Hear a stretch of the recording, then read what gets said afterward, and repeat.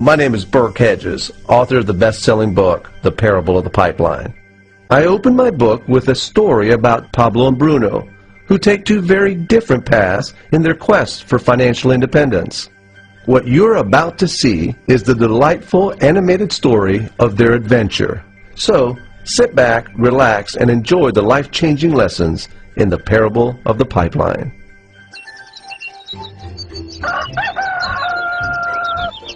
Far away, in a small village, near a beautiful valley, lived two friends, Pablo and Bruno.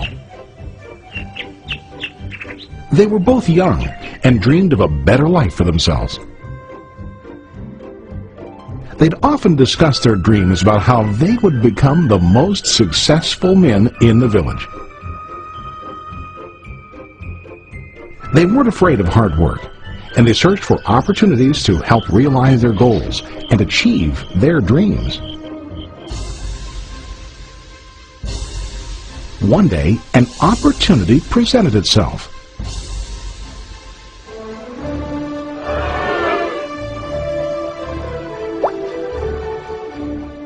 The mayor of the village decided to hire two people to bring water from a spring up on the mountain, across the valley, back down to the village. They were to be paid based on the amount of water delivered to the village. Bruno and Pablo enthusiastically got to work.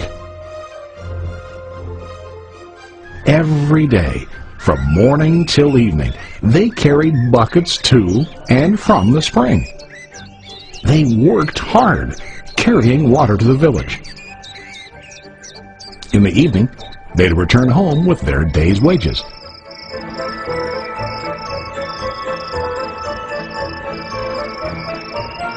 Bruno was satisfied with his work and the money he earned.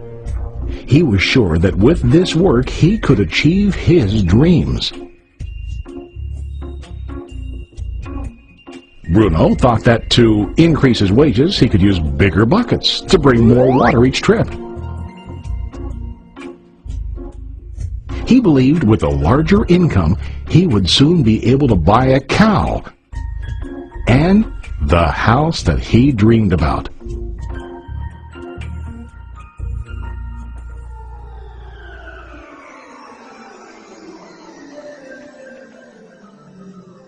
Now Pablo was not satisfied. At the end of the day, his back and hands ached, and he was exhausted. He was looking for an easier way to earn more. One day an idea occurred to Pablo. He imagined building a pipeline to deliver the water from the mountain spring to the village.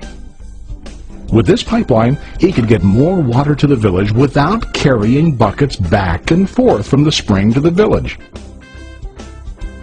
Soon, he got very excited about his idea and began to plan. Pablo, of course, shared his idea with his friend Bruno and asked him to join with him to work on and help build the pipeline. Bruno thought the idea was crazy. All Bruno could think about was what his money could buy today and how to get it quicker. He felt that building a pipeline would slow him down and delay him in achieving his goals.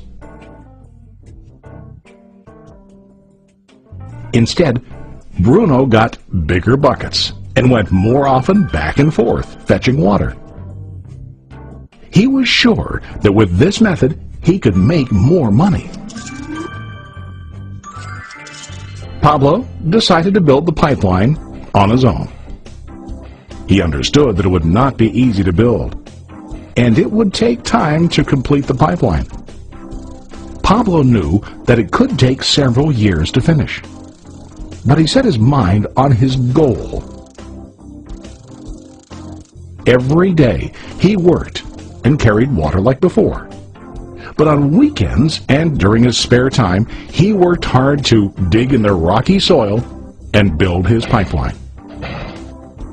In the first month, there was little to show for his work.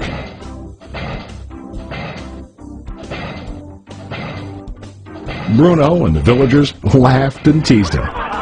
They called him Pablo the Pipeline Man. During this time, Bruno's income doubled. He already bought a cow and a bigger house. His lifestyle changed. He now spent time after work in the bar, enjoying his hard-earned wages from delivering water.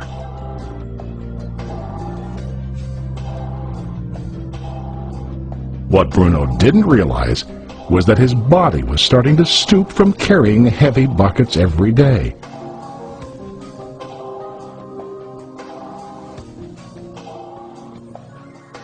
His face looked worn and his body tired. Soon, he began to carry less and less water due to the wear and tear on his body.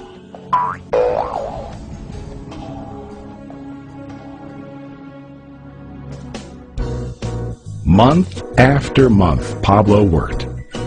Soon a year passed, and then a second year. Finally, Pablo finished his pipeline. He now used his pipeline to deliver water to the village instead of carrying buckets. Pablo was now earning more money than ever before. The water continued flowing to the village, while Pablo wasn't working. While he slept and ate, the water flowed. Pablo was happy and proud of his insight, persistence, and hard work. Now his income flowed as long as the water flowed through his pipeline.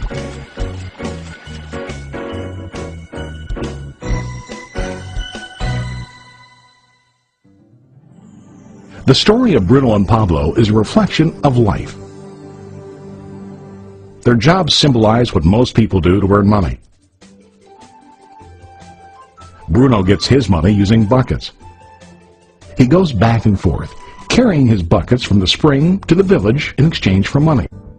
To increase his income, he either has to go more frequently to the spring or to use larger buckets.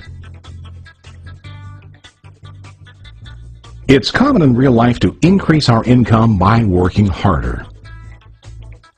For example, working overtime or getting a second job. We also increase the size of our buckets by accepting a higher paying position, which often includes spending more time on the job. Most of us exchange time for money like Bruno. We know that every person has only 24 hours in the day and that it's not possible to use all our time to work.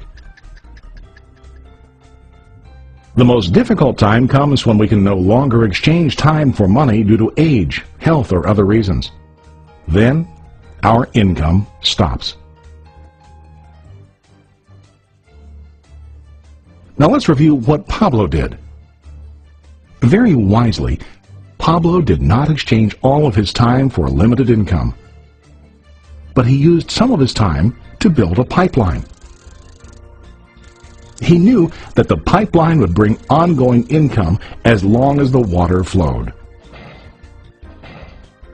An ongoing income that multiplied the time he worked each day.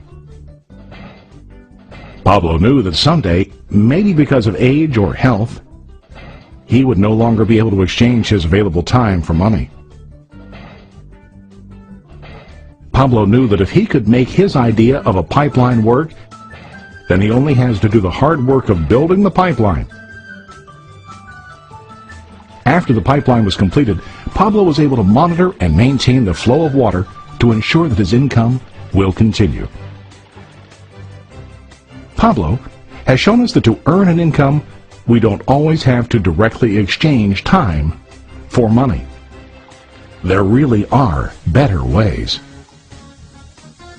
How about you? Are you still like Bruno, who directly exchanges time for money?